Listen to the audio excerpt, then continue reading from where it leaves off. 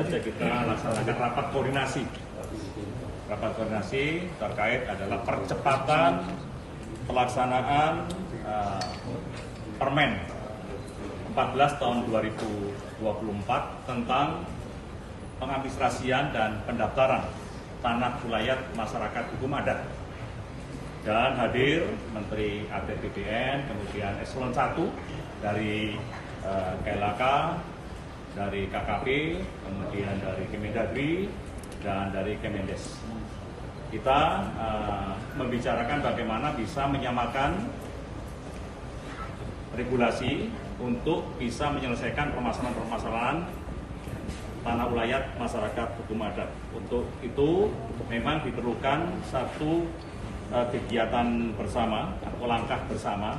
Yang pertama adalah kita akan selalu koordinasikan dan sinkronisasikan implementasi regulasi lintas kementerian. Jadi nanti ada Kementerian KLHK punya regulasi, kemudian KKP termasuk Kemendagri yang mensinkronasikan supaya ada titik temu, supaya permasalahan-permasalahan tanah wilayah ini bisa terselesaikan.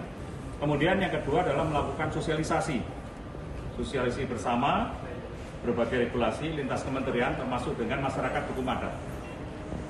Dan yang ketiga adalah pemutahiran data dan sinkronisasi data mengenai status pengakuan hak masyarakat hukum adat.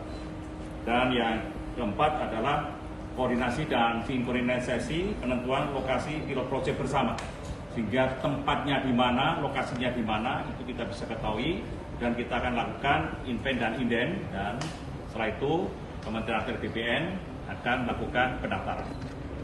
Modelnya nanti bagaimana Pak Menteri akan menjelaskan. Karena tentunya ini tanah ini bisa APR dan sebagainya adalah Pak Menteri yang paham betul terkait dengan peraturan Menteri yang sudah dikeluarkan. Demikian rekan-rekan media, kami silakan Pak Menteri Adat BPN. Terima kasih Bapak Menko.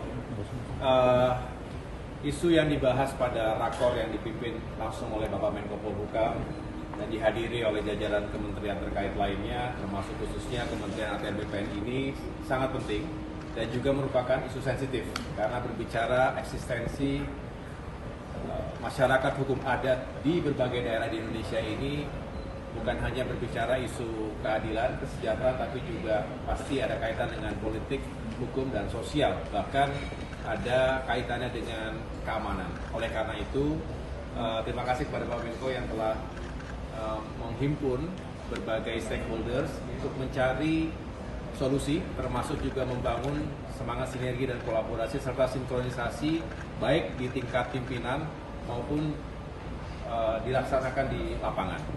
Oleh karena itu tadi kami membahas bahwa ada dari hasil inventarisasi dan juga identifikasi yang kami lakukan di 16 provinsi di Indonesia, ada kurang lebih 3,2 juta hektar yang merupakan tanah wilayah sekaligus juga merepresentasi kurang lebih ada 3.000 masyarakat hukum adat. Ini masalah yang tidak sederhana karena kita tahu bahwa dalam perjalanan bangsa ini tata ruang tanah-tanah yang ada di berbagai daerah ini juga sudah memiliki peruntukan masing-masing. Tapi kita juga berharap pemerintah selalu hadir untuk menjamin agar masyarakat hukum adat ini juga dilindungi, dijamin hak-haknya. Oleh karena itu semangatnya adalah mencari solusi bersama. Oleh karena itu kami berupaya untuk terus melakukan inventarisasi dan identifikasi sambil tentunya menunggu upaya yang dilakukan misalnya oleh Kemendagri untuk bisa bersama dengan para pemerintah daerah menghadirkan kejelasan, ketetapan melalui perda misalnya untuk subjek masyarakat hukum adat. Kalau sudah jelas, clean and clear dan tidak masuk ke dalam kawasan hutan, KLHK juga tentu akan